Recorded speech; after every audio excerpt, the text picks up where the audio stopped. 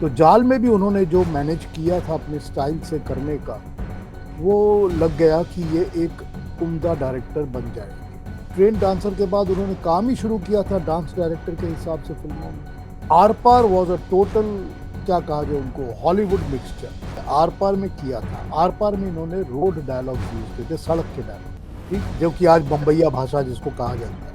Are पार जैसी romantic comedies बनाने के बाद फिर गुरुदत्त ने प्यासा और कागज के फूल जैसी फिल्मों की तरफ क्यों एकदम से अपना रुख मोड़ लिया? क्या उनकी लाइफ में कोई ऐसी कुछ वाकयात हुए कि वो रोमांटिक कॉमेडी से इस तरह की ट्रेजेडीज पे आ गए? गुरुदत्त जो थे वो ऐसा एक इंसान था जो कहता था कि I don't have a responsibility towards anybody और एनी। जय हिंद, नमस्कार। मैं अमर जैदी स्वागत करती हूँ आप सबका एक बार फिर से आज के कार्यक्रम में। और आज हम बात करेंगे क्लासिकल इंडियन सिनेमा की, और उसमें भी हम बात करने वाले हैं गुरुदत्त और मधुबाला की एक आइकॉनिक फिल्म जो 1955 में यानी कि 1955 में आई थी, और फिल्म का टाइटल भी था मिस्टर एंड मिसेस 55। बहुत पॉपुलर फिल्म, और इसी का आज हम विश्लेषण या रिव्यू या फिर समीक्षा, आप कुछ भी कह सकते हैं, वो करने वाले हैं। और आज के प्रोग्राम में मेरे को होस्ट हैं वसीम अल्ताफ साहब इस्लामाबाद से, और पीयूष शर्मा जी जुड़े हमारे साथ कनाडा से। आप दोनों का बहुत बहुत स्वागत है। नमस्कार। नमस्ते, नमस्ते। Thank you Amar ji, thank you Wasim ji, बहुत बहुत धन्यवाद आप दोनों का। धन्यवाद आपका। पीयूष जी, सबसे पहले तो क्योंकि मुझे फिल्म के बारे में बहुत ज्यादा कुछ नहीं पता है, तो मैं आपसे जानना चाहूंगी, क्योंकि मैंने सिर्फ सुना है, बट मैं आपसे जानना चाहूंगी कि फिल्म में ऐसा क्या था जो आज भी इतनी ज्यादा रेलेवेंट है और एक आइकॉनिक फिल्म के रूप में देखी जाती है। हालांकि गुरुदत्त का काम बहुत ही अच्छा रहा है, लेकिन मैं आपसे जानना चाहूंगी कि आप इसको किस तरह से देखते हैं, इस फिल्म की अगर समीक्षा की जाए। गुरुदत्त की ये directorial film mister and missus 55 1955 की फिल्म थी और 55 में ही रिलीज हुई थी। तो गुरुदत्त की डायरेक्टोरियल फिल्म्स में ये उनकी 5वीं फिल्म थी। इसके पहले वो बाजी बना चुके थे, जाल बना चुके थे, बाज बना चुके थे और आर पार बना चुके थे। और सिवाय बाज के, जो उनकी अपनी एक्टिंग भी थी और गीता बाली थी उसके अंदर, जो कि फिल्म बहुत बुरी तरह फ्लॉप हुई थी, उसके अलावा बाकी सारी फिल्में हिट थी और बहुत सारी फिल्में बहुत चली थी। अब मिस्टर एंड मिस्टर 55 तक आते आते 1950 में 51 में उन्होंने बाजी बनाई, पहली फिल्म। जब उन्होंने बाजी बनाई तो वो अपना एक डायरेक्टोरियल स्टाइल ढूंढ रहे थे, और वो ज्ञान मुखर्जी के असिस्टेंट थे। ज्ञान मुखर्जी वही थे जिन्होंने किस्मत बनाई थी, अशोक कुमार वाली, जो कि 3.5 साल कॉन्टिन्यूसली हॉल्स में चली थी। It was a very super hit film. और किस्मत अगर आप आज भी देखेंगे तो आपको दिख के वो समझ में आ जाएगा कि इस फिल्म में हिट होने लायक क्या है, कि वो हिट तो होनी ही चाहिए थी, वो तो आज भी आपको लगेगा। तो वो 1942-43 की फिल्म थी किस्मत। नाउ ये अपने गुरुदत्त जी जो थे ये ज्ञान मुखर्जी के असिस्टेंट हो गए। तो जब ज्ञान मुखर्जी संग्राम बना रहे थे अशोक कुमार की, तो गुरुदत्त उसमें officially as an assistant director थे। अब गुरुदत्त जी जब उनको चांस मिल गया, देवानंद ने कहा कि मेरे लिए फिल्म बनाओ, और बाजी का चांस मिल गया, तो he was searching his style of director कि मैं कैसे डायरेक्शन दूं। उस सर्च में उनको काफी इधर उधर से, बाहर से इधर उधर से इन्फ्लुएंसेस, हेल्प वगैरह सब मिलती रही। उसके बाद उन्होंने अगली फिल्म बनाई Jaal, which was in quick succession to Baazi with Dev Anand again. तो जाल में भी उन्होंने जो मैनेज किया था अपने स्टाइल से करने का, वो लग गया कि ये एक उम्दा डायरेक्टर बन जाएंगे, उसमें पता चल जाता है। इसके अलावा उनका अपना जो है वो गानों को शूट करने का उनका एक अपना स्टाइल हो गया था। He because he was himself a dancer, वो ट्रेन्ड डांसर थे, अल्मोड़ा में शंकर के उसमें से ट्रेन होके निकले थे। तो वो ट्रेन डांसर के बाद उन्होंने काम ही शुरू किया था डांस डायरेक्टर के हिसाब से फिल्मों में। तो डांस और म्यूजिक और सिनेमेटोग्राफी की तरफ उनकी नजर बहुत अच्छी थी। बाजी के गाने देखकर आपको समझ में आ जाता है कि he is good at picturising songs, and Jaal को तो देख के लगता है कि he is very good at it. Now after that when he starts making his own acting films like Baaz and Aar Paar, तो बाज बनाने के बाद तो उनको ये फिर नहीं पता था कि मैं स्क्रीन को कैसे फेस करूं या एक्टिंग कैसे करूं. He was kind of lost, and it seemed so in the film, and that film did not work well. Aar Paar was a total, क्या कहा जाए उनको, हॉलीवुड मिक्सचर.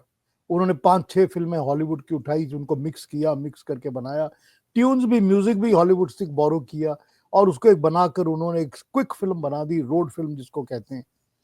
अब वो रोड फिल्म बनाने के बाद वो उसको that became a super hit. Now because after that became a super hit, now he thought seriously कि मुझे क्या करना चाहिए, अब मुझे क्या करना चाहिए.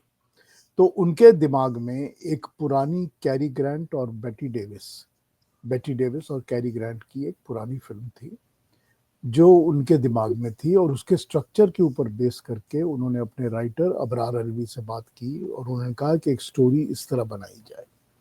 तो दोनों ने मिलकर एक स्टोरी का फ्रेम बनाया, उसका स्क्रीन प्ले लिखा और सोचा कि इसको बनाना शुरू करते हैं.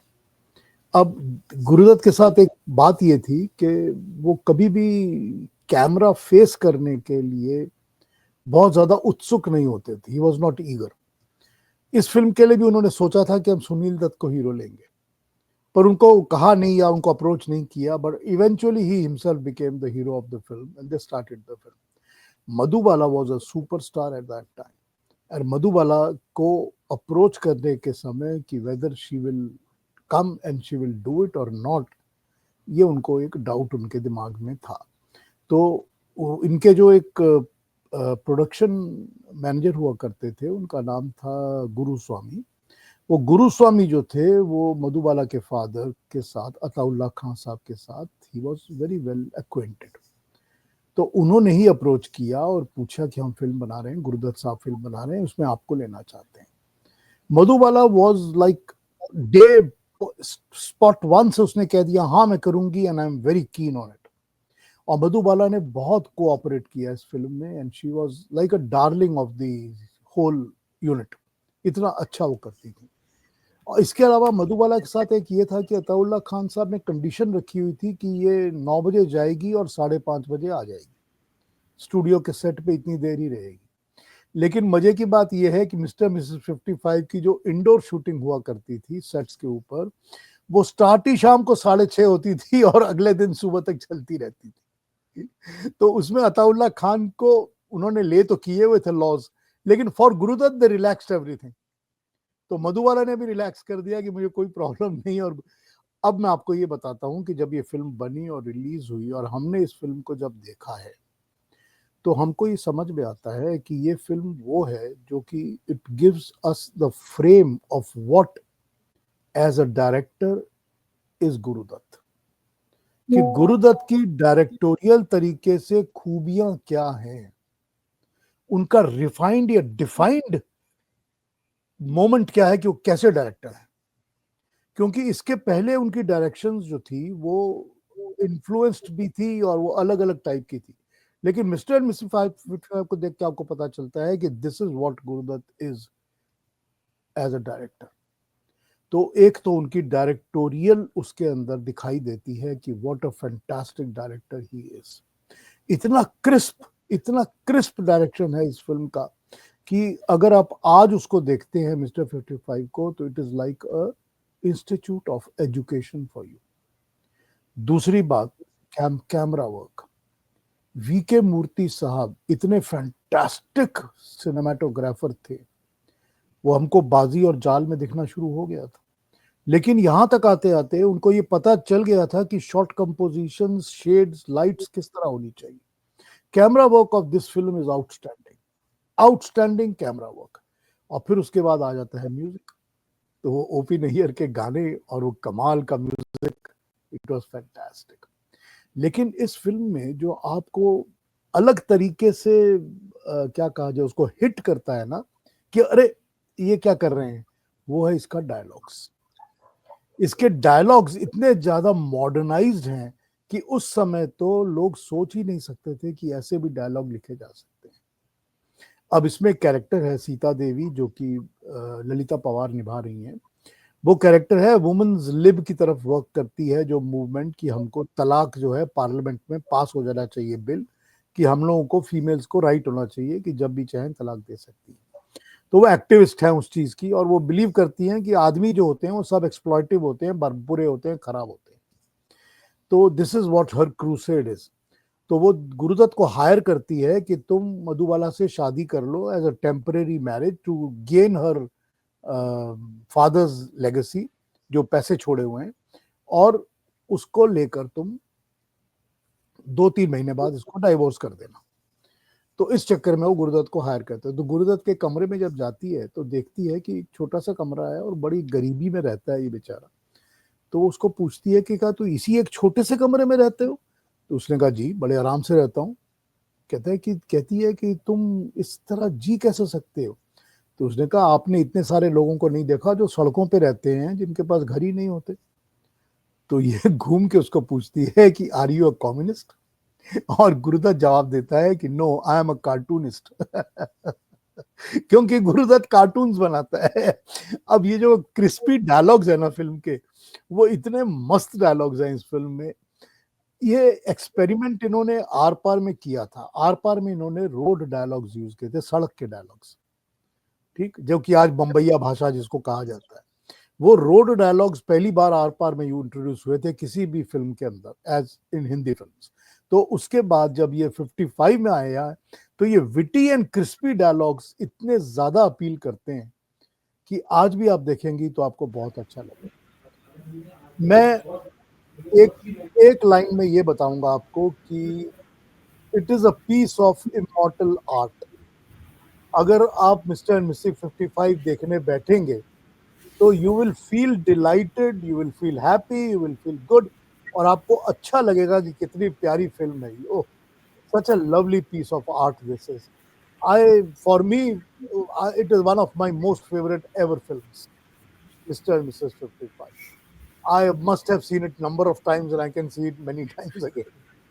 आपने मेरी क्यूरियोसिटी बढ़ा दी है इस फ़िल्म को देखने के लिए। हालाँकि मैंने बहुत ज़्यादा पुरानी फ़िल्में देखी नहीं है, कुछ-कुछ फ़िल्में हैं जो मैंने देखी है, बट मैं ज़रूर इस फ़िल्म को देखने वाली हूँ आज।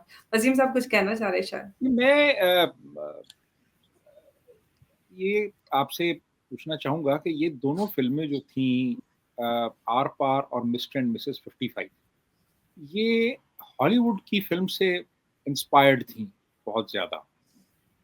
तो हमें वैसे ही कैरेक्टर्स मिलते हैं, वैसे ही हमें उनमें वो थोड़ी-सी मॉडर्निटी हमें नज़र आती है, और इवन यहाँ तक कि इवन जो कॉस्ट्यूम्स हैं वो भी ख़ासे मुतासिर लगते हैं अमेरिकन जो ड्रेसिंग होती है उससे। तो इसका मतलब ये है कि अगर प्रॉपर एडैप्टेशन हो, तो यहाँ की जो ऑडियंस है उसको भी वो उतना ही अट्रैक्ट कर सकती है फ़िल्म।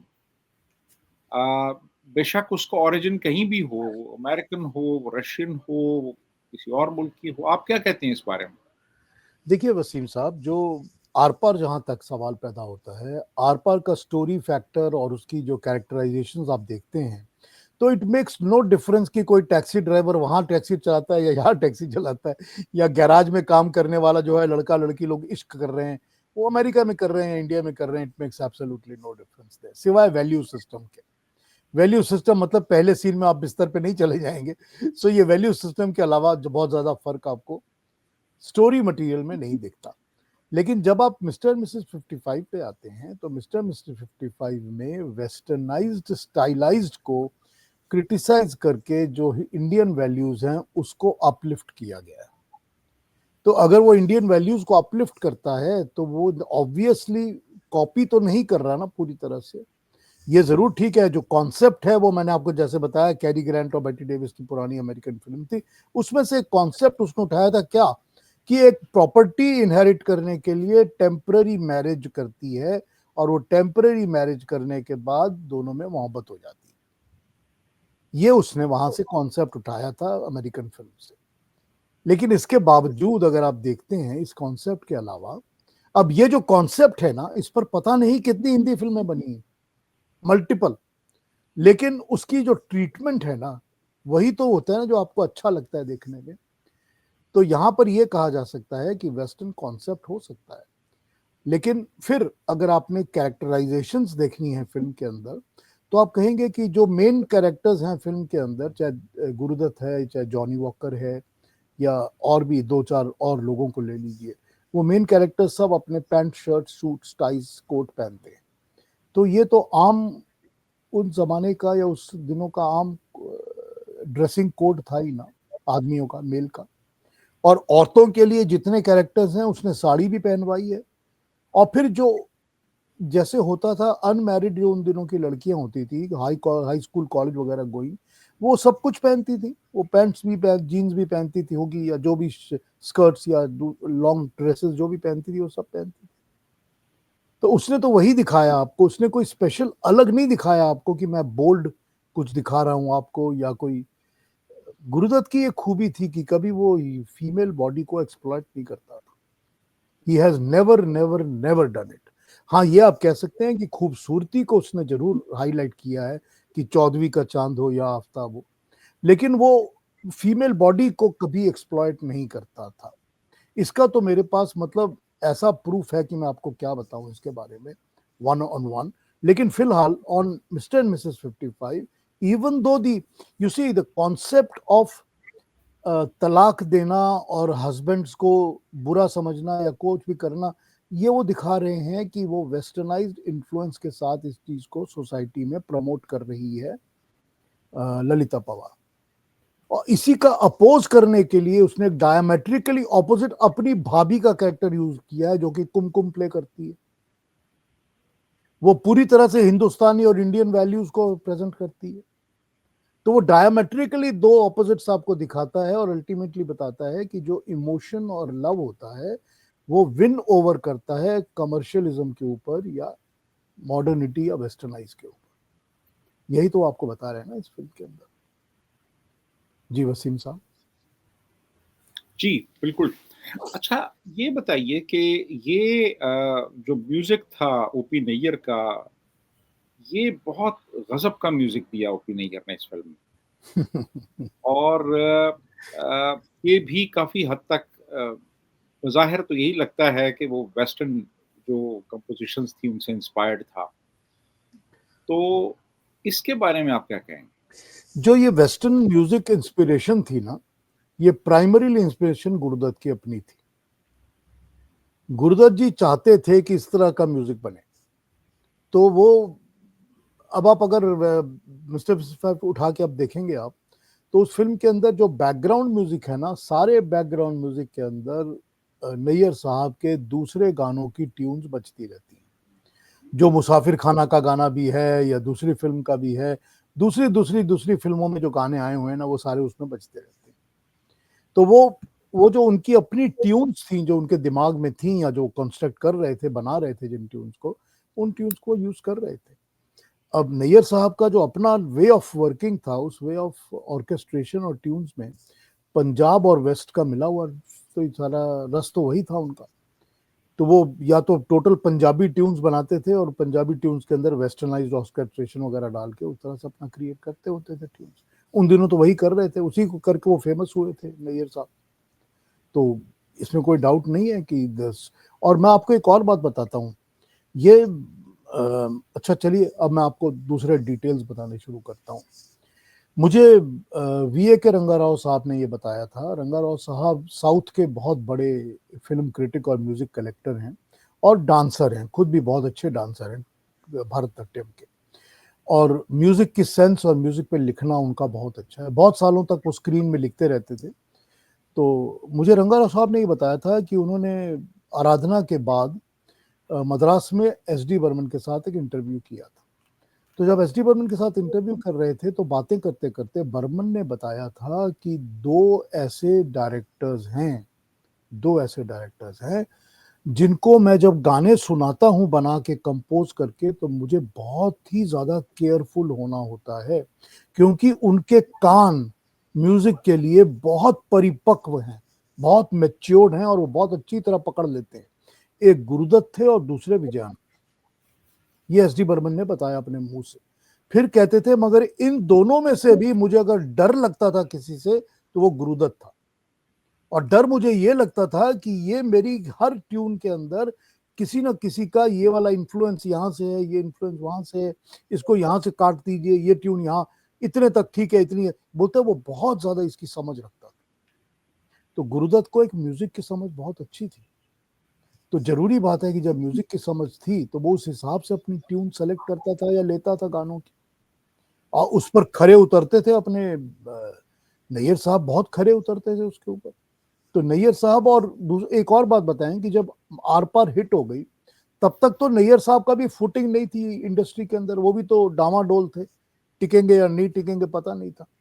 पर आर पार के हिट होने के बाद नैयर साहब की कॉन्फिडेंस लेवल अलग स्टेज पर आ गया। तो अब वो कॉन्फिडेंस लेवल के साथ जो वो कंपोज कर रहे हैं वो आपको 55 में दिखाई देता है, मिस्टर 55। ठीक है ना। अब मैं आपको ना इस फिल्म का जो एक रिव्यू छपा था, फिल्म फेयर में रिव्यू छपा था, वो आपको पढ़ के सुनाता हूँ थोड़ा सा। फिल्म फेयर मैगजीन में? हाँ, फिल्म फेयर मैगजीन में छपा था, वो मैं आपको पढ़ के सुनाता हूँ। कहाँ चला गया? हाँ, ये फिल्म फेयर मई 27, 1955 को प्रिंट हुआ था। ये लिखते हैं, Guru Dutt production Mr. and Mrs. 55 premiered in Bombay on 29th April 1955 at Swastik Cinema, a thoroughly delightful honey and cream social comedy. Mr. and Mrs. 55 is a model of film craft and has gripping interest for every class of cinegoer. In satire on character, its satire on character we know, and its incidents taken from the real life are special and spiced with humor, and the dialogues very well written, tense and salty, witty. They enhance the appeal of the true to life and thought provoking entertainer. ये इन्होंने film fair में review लिखा था 1955 में। मुझे ये लगता है कि this is probably the most perfect review of a movie that can be. They were really very spiced, witty dialogues and true to life characters. जैसा कि इन्होंने बताया अभी कि वेस्टर्नाइज थे, नहीं, वो ट्रू टू लाइफ कैरेक्टर्स थे और वो इतने अच्छे लगते हैं। इट्स अ सटायरिकल कॉमेडी, इसमें कोई डाउट नहीं कि सटायर तो है ही इसमें, वो फिल्म सटायर पर ही बनी हुई है। पर उसके बावजूद जो फिल्म है वो बहुत बहुत ही वेल मेड क्राफ्ट है। जैसे इन्होंने लिखा ना, it's a piece of craft, cinematic craft. वो सिनेमैटिक क्राफ्ट आपको डायरेक्शन में, डायलॉग्स में, सिनेमैटोग्राफी में, म्यूजिक में, हर चीज में दिखता है और एक्टिंग में भी उतना ही दिखता है। Because Madhubala has done a superb job and so has Guru Dutt, he has done a good job. Even Lalita Pawar has done a very good job. और जॉनी वॉकर तो खैर जॉनी वॉकर थे। जॉनी वॉकर कहते हैं अपने एक इंटरव्यू में कि गुरुदत्त साहब मेरे को डायलॉग देते थे, सीन समझाते थे, बता देते थे, उसके बाद वो कहते थे तू करके दिखा कैसे करता है। फिर मैं वो जब डायलॉग बोलता था तो यूं होता था कि वो मुझको रट्टा मार के डायलॉग बोलने नहीं देते थे। वो कहते थे तूने पढ़ लिया ना डायलॉग, तेरे को पता है क्या बोलना है, तो बहुत लंबे लंबे डायलॉग्स तो है नहीं, तो इसको पढ़ और पढ़ के इसको बोलना शुरू कर। तो मैं वो डायलॉग पढ़ता था, एक बार, दो बार, तीन बार पढ़ लेता था, फिर बोलना शुरू करता था। फिर बोलता ये होता था कि जब उसका एक रिहर्सल एक बार हो गया, जब टेक होने लगा तो मेरे डायलॉग के अंदर कुछ वर्ड्स और कोई एक्सप्रेशन चेंज हो गए, फिर अगली बार थोड़ा और चेंज हो गया। वो गुरुदत्त को कभी खराब लगता ही नहीं था। वो कहते थे हाँ तू बहुत अच्छा कर रहा है, you are improvising, keep doing it. तो बोलते मैं अल्टीमेटली ये होता था कि वो जो उनको अच्छा लगता था वो उस हिसाब से मेरे को करने की फ्रीडम देते थे। तो वो फ्रीडम ऑफ डायरेक्शन जो थी ना, वो सिर्फ दूसरे आर्टिस्ट को भी उसी तरह देते थे, मधुबाला को भी उसी तरह दी हुई थी। तो this is how he took work out of his people. He showed them no doubt, but then after that he gave them ample freedom. अब मूर्ति साहब जो थे, वीके मूर्ति, जो हम लोगों ने बैंगलोर में एक म्यूजिक एसोसिएशन बनाई थी, उस म्यूजिक एसोसिएशन की हमारी पेट्रन थी वहीदा रहमान, और हमारे बड़े ऑनर्ड मेंबर थे वीके मूर्ति साहब। तो मूर्ति साहब के साथ तो बैठ के मैंने कई घंटे गप्पे मारी। तो मूर्ति साहब बताते हैं कि गुरुदत्त को एक ये क्या था कि वो एक ऑन द फ्लोर डायरेक्शन की बातें जो बतानी होती थी कैरेक्टर्स को, तुमने ये करना है, तुमने ऐसे करना है, तुम ऐसे करोगे, यूं करोगे, वो खुद करके दिखा देते थे काफी हद तक। उसके बाद उनका क्या था कि वो आके कैमरा में बैठ जाते थे और कैमरा के थ्रू देखना शुरू करते थे। अब उनको जो सीन कंसीव करना है ना रियली, वो हमेशा वो व्यू फाइंडर या कैमरा के थ्रू देख कर ही करते थे कि हाँ ये कैमरे की नजर से ये ठीक लग रहा है, अच्छा लग रहा है। तो वो हमेशा कैमरे के पीछे आके खड़े होकर फिर देखा करते थे, फिर वहीं से आवाज लगा कह देते कट, या वहां से कहते थे ओके। तो वो कैमरे की नजर से देख के सीन को कंसीव किया करते थे, ये उनकी एक आदत थी। तो ये उनके डायरेक्शन के स्टाइल्स थे।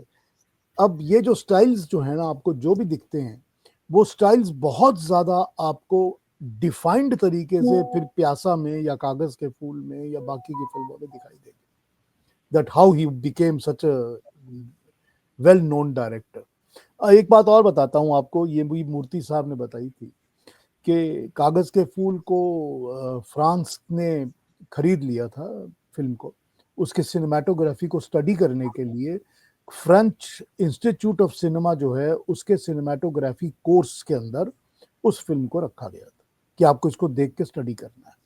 और ये मूर्ति साहब कहते हैं कि 3 या 4 बार मैं जा चुका हूँ वहां पर लेक्चर देने के लिए सिनेमाटोग्राफी के ऊपर, और हर बार वो उस कागज के फूल दिखा के उस पर बात की जाती है। तो बोलते हो कागज के फूल पर बात करते हैं, तो मैंने उनको कहा था कि एक्सेस करके निकालो मिस्टर मिसेस 55 को। तो फिर then when they discovered mister and missus 55 also, फिर तो उन्होंने छोड़ा ही नहीं पीछा, फिर उस फिल्म के ऊपर भी स्टडी स्टार्ट हो गई and they called me to talk about that cinematography also. अब उसमें अगर आप एक सीन आपने कभी देखा होगा, फिल्म गाना देखा होगा आपने, जाने कहा मेरा जिगर गया जी, जो जॉनी वॉकर और वो विनीता भट्ट के ऊपर, यास्मीन के ऊपर पिक्चराइज हो रहा है। आप उसमें कैमरा का प्लेसमेंट्स और मूवमेंट्स देखिए कि 2 कैरेक्टर्स हैं, वो 3 स्टेप्स इधर आएगा, ये 3 स्टेप्स इधर आएगी, फिर वो 3 स्टेप्स उधर जाएगा, फिर ये 3 स्टेप्स इधर आएगी। बस वो है उसका पूरा मूवमेंट। उस मूवमेंट के अंदर वो किस तरह से फैंटास्टिक पिक्चराइजेशन करते हैं उस गाने की, कैसे वो लड़की उस आदमी का हाथ पकड़ती है, हाथ पकड़ के अपनी तरफ खींच रही है, लेकिन फिर उसी का हाथ पकड़ा जाता है और लड़का खींच रहा है। ये जो उसमें जो डिफाइंड तरीका है ना करने का, इतना ब्यूटीफुल है कि आपको सरप्राइज करेगा कि how how could they do it, such minute चीजें भी इतनी खूबसूरती से कर सकते थे। तो ये उसकी इस फिल्म की भी खूबी है, और फिर गुरुदत्त की अपनी पर्सनल खूबियां इसमें निकल के आ जाती हैं सारी, as a director and as an actor. हाँ जी। जी, बिल्कुल। बिल्कुल, गुरुदत्त साहब की अगर बात करते हैं तो चाहे एक्टर के तौर पे बात करें या फिर डायरेक्टर, दोनों ही तौर पर वो उनका काम बहुत ही खूबसूरत रहा है और आज भी उनके काम को स्टडी किया जाता है। लेकिन अगर उनके और कामों के बारे में याद करें क्योंकि उनको एक इंडियन सिनेमा में एक इंस्टीट्यूशन के तौर पर देखा जाता है। मिस्टर एंड मिसेस 55 के अलावा और कौन से ऐसे उनके, अगर मैं डायरेक्टोरियल वर्क की बात कर रही हूँ उसमें जो आइकॉनिक है इसके अलावा? प्यासा है, कागज के फूल है, और फिर आप उठा लेंगी तो कहेंगी कि साहब बीबी और गुलाम है, और फिर बहारें फिर भी आएंगी जो आधी बना के उनकी डेथ हो गई थी। हुँ, और हुँ। इसके अलावा एक हर सोर्स ने मुझे बताया है, मूर्ति साहब ने तो बताया ही है, कईयों ने मुझे बताया, वहीदा रहमान जी ने भी बताया हुई बात, कि कोई भी जो फिल्म होती थी जिसमें कोई दूसरा भी डायरेक्टर होता था, चौधरी का चांद में सादिक डायरेक्टर हैं, एम सादिक, लेकिन डायरेक्टर कोई भी हो, और साहब बीबी गुलाम में अबरार अलवी डायरेक्टर है, कहती हैं डायरेक्टर कोई भी हो, हर गाना जो है वो सिर्फ गुरुदत्त ही डायरेक्ट किया करते थे।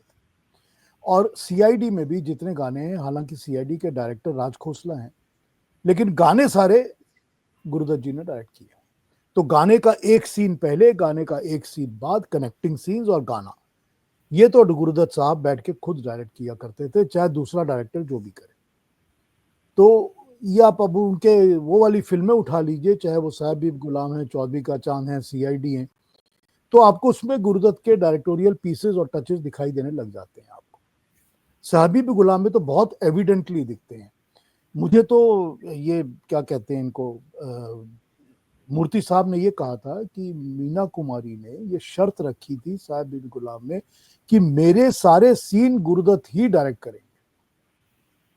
तो बाकी की फिल्म हो सकता है कि अबरार अलवी ने जो बनाई है, लेकिन मीना कुमारी के सारे सीन और जितने गाने हैं वो सब गुरुदत्त ने ही डायरेक्ट किया।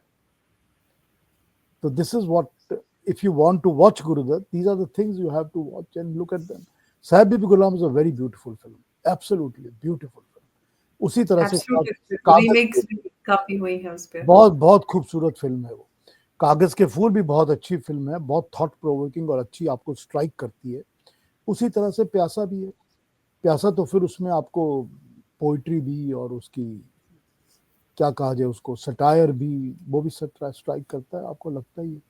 तो these are his major film जो आप देख सकते हैं। और उसके पहले की फिल्म्स अगर आप देखना चाहती हैं तो बाजी भी और जाल भी और आर पार भी, ये तीनों फिल्में you can watch them for seeing how Guru Dutt developed and what was his craft of song picturization. It is outstanding. Absolutely. Wasim sahab, आप कुछ कहना चाहते हैं इसके पहले हम इस शो को क्लोज करें? जी, जी सर, मुझे ये बताइए कि मिस्टर एंड मिसेस 55 और आर पार जैसी रोमांटिक कॉमेडीज बनाने के बाद फिर गुरुदत्त ने प्यासा और कागज के फूल जैसी फिल्मों की तरफ क्यों एकदम से अपना रुख मोड़ लिया? क्या उनकी लाइफ में कोई ऐसी कुछ वाकयात हुए कि वो रोमांटिक कॉमेडी से इस तरह की ट्रेजेडीज पे आ गए? उनके प्रेसिडेंट नाम की जो सैगल की फिल्म थी वो बहुत फेवरेट फिल्म थी उनकी। ये जो प्यासा है, नहीं, जो कागज के फूल नहीं, बहारें फिर भी आएंगी, प्रेसिडेंट के ऊपर बेस्ड है। इसी तरह से प्यासा की जो स्टोरी थी ये भी एक उनके दिमाग में किसी एक बंगला स्टोरी के ऊपर बेस करके उनके दिमाग में स्टोरी बैठी हुई थी, इसलिए उन्होंने पूरी फिल्म कलकत्ता के ऊपर ही बेस करके बनाई हुई है। शूटिंग भी कलकत्ता में की है काफी हद तक। तो वो उस स्टोरी को उन्होंने बहुत साल पहले ही अपने दिमाग में डेवलप कर लिया था कि मैंने एक ये स्टोरी बनानी है। लेकिन जितना भी उनका क्रू और लोग थे सपोर्टिंग थे, मूर्ति साहब थे या गुरु मूर्ति थे या अबरार अलवी थे, ये लोग सब उनको डिल्यूट कर, उनको धक्का देते गए कि अभी मत बनाओ इसको, तुम अभी नहीं बना सकते इसको, लोग पसंद नहीं करेंगे, देखेंगे नहीं, they will not take it properly. तो प्यासा 1951-52 में ही बन गई होती, वो 6 साल पीछे धकेल दी गई बिकॉज हिज को वर्कर्स थॉट कि अभी audience is not ready for this type of a film. तो ये उनके दिमाग में हमेशा ही थी बनाने के लिए, जैसे कि मैंने बताया आपको, जो 1964 में बहारें फिर भी आएंगी बताई, वो भी उनके दिमाग में हमेशा ही थी बनाने के लिए। But it took him time कि चलो अभी बनाता हूँ। आपको पता होगा कि Guru Dutt is one of those directors जिसने शायद मेरे ख्याल से कम नहीं तो 12 या 13 ऐसी फिल्में स्टार्ट की हैं जो 2 रील बनाने के बाद डंप कर दी। उनका अपना दिल हो जाता था, नहीं मैंने नहीं बनाना, ये अच्छी नहीं बन रही, ये ठीक स्टोरी ठीक नहीं बन रही। तो स्टोरीज और कॉन्सेप्ट्स उनके दिमाग में हमेशा ही घूमते रहते थे। मैंने एक इंटरव्यू सुना था कैफी आजमी का, तो उन्होंने उस इंटरव्यू में बताया कि कागज के फूल जितनी फिल्म रिलीज हुई है उससे ज्यादा डब्बों में बंद है। और वो कह रहे थे जी कि मुझे लगता है कि गुरुदत्त को खुद भी नहीं पता था कि वो बनाना क्या चाह रहे हैं। तो यानी काफी इस लिहाज से वो मुख्तलिफ किस्म के ख्यालात का शिकार रहते थे। हाँ, वो रहते थे ऐसे, उनका यही लगता था उनका। देखिए उनके जो अपने भाई हैं आत्माराम वो कहते हैं कि गुरुदत्त जो थे वो ऐसा एक इंसान था जो कहता था कि I don't have a responsibility towards anybody और एनीथिंग, ना परिवार की तरफ, ना सोसाइटी की तरफ, ना सिनेमा वाले देखने वाली ऑडियंस की तरफ, मेरी किसी की तरफ कोई जिम्मेवारी नहीं है। मैं जो दिल करता है मेरा, मैं वो करता हूँ, और जब दिल नहीं करता है मैं बंद कर देता हूँ। तो वो उनके ख्यालात कुछ इस तरह के थे। तो वो उसी ख्यालात से सिनेमा भी बनाते थे, मगर अब सिनेमैटिक टचेस और एफिशिएंसी उनमें इतनी अच्छी थी कि वो उभर के निकल के सामने आती थी। इसमें कोई डाउट नहीं है कि वो एक सीन को 3 बार 4 बार अलग अलग तरीके से शूट करते थे, ये रखे हैं, ये रखे हैं, ये अच्छा लगेगा या वो अच्छा लगेगा। ये उनके दिमाग में चलता रहता। फिकल माइंडेड भी काफी थे। काफी। लेकिन अगर वो कोई कंस्ट्रक्टेड स्टोरी उठा लेते थे, जैसे साहब भी गुलाम तो एक पहले से रिटन नॉवल थी, अगर वो ऐसी एक नॉवल उठा लेते थे, स्टोरी उठा लेते, तो फिर उस पर ट्रू टू द स्टोरी वो फिल्म बनाते थे, फिर वो चेंजेस नहीं करते रहते थे। जी, तो हमने आज बात की गुरुदत्त साहब के फ़िल्मों के बारे में, उनके बारे में, और शुरुआत की थी मिस्टर एंड मिसेस 55 जो कि 1955 में आई थी, और बहुत ही बेहतरीन फ़िल्म है और मैं ज़रूर देखने वाली हूँ, क्योंकि जानने के बाद मुझे क्यूरियोसिटी एकदम जग गई है कि फ़िल्म देखने वाली हूँ मैं। हालाँकि मैंने देखी होगी बट मुझे एग्ज़ैक्टली याद नहीं है, तो मैं देखिए, वापस मैं आपकी ऑडियंस को एक गारंटी देता हूँ कि दे will not regret it. Of they will course, I am sure. They will enjoy watching the movie. और अगर कोई सीरियस सिनेमा का देखने वाला है या समझने वाला है या स्टडी करता है, उसके लिए तो ये एक मस्ट सी है। उसको तो बहुत कुछ मिलेगा इसमें से। जी, बिल्कुल, तो मैं ज़रूर देखने वाली हूँ इस फ़िल्म को। बहुत-बहुत शुक्रिया पीयूष जी, वसीम साहब। अगली अ, अगली कौन सी फिल्म पे बात कर रहे हैं अगली बताइए? हम व्यूअर से ही पूछ लेते हैं कि आप दोनों का बहुत शुक्रिया, और अगले एपिसोड में कौन-से फ़िल्म के बारे में मेरा आप ख्याल है प्यासा पे बात करते हैं अब। थोड़ी गुरुदत्त को प्यासा थोड़े पे दिन, बात कर थोड़ा लेंगे और थोड़ा गुरुदत्त को छोड़ देते हैं व्यूअर्स ना पे भी किसी और छोड़ को। देते हैं कि नहीं, उनको। गुरुदत्त को छोड़ के किसी और को पकड़ते हैं, फिर वापस आ जाएंगे गुरुदत्त पर। जी, चलें जी, जी। ठीक है, और ठीक है। थोड़ा-सा हम दर्शकों को भी छोड़ देते हैं, अगर वो उनका कोई हाँ सुझाव हाँ है हाँ तो हाँ हाँ हाँ अपने चलें, कमेंट्स ठीक है। के ज़रिए पहुँचा सकते हैं, ताकि हाँ हम हाँ, अगले बिल्कुल एपिसोड में बिल्कुल उस पर बिल्कुल चर्चा कर सकें। बिल्कुल बिल्कुल ओके, बिल्कुल बिल्कुल। थैंक बिल्कुल, बहुत-बहुत शुक्रिया आप दोनों का एक बार यू। फिर से। Thank you very thank much, you. Thank thank you so much.